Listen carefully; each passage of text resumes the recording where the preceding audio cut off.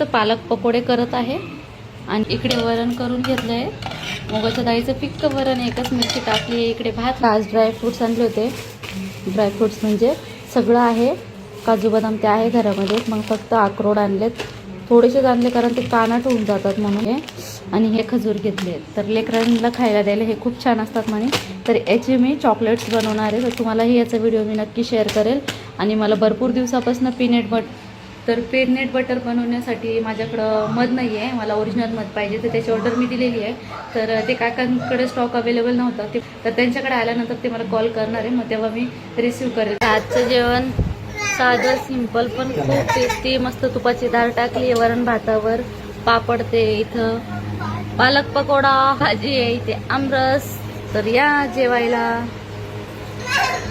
आणि आम्ही आमरससाठी रडतोय ना. काय पाहिजे?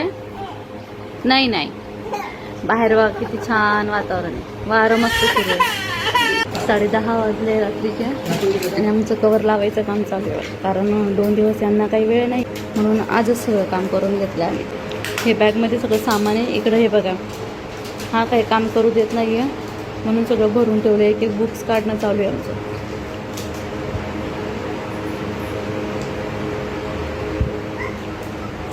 खूप वेळ लागला आम्हाला हे सगळं करायला आणि लेकरंही झोपून गेले होते आणि आम्ही दोघंही खूप जास्त थकलो होतो, कंबर दुखून गेली होती.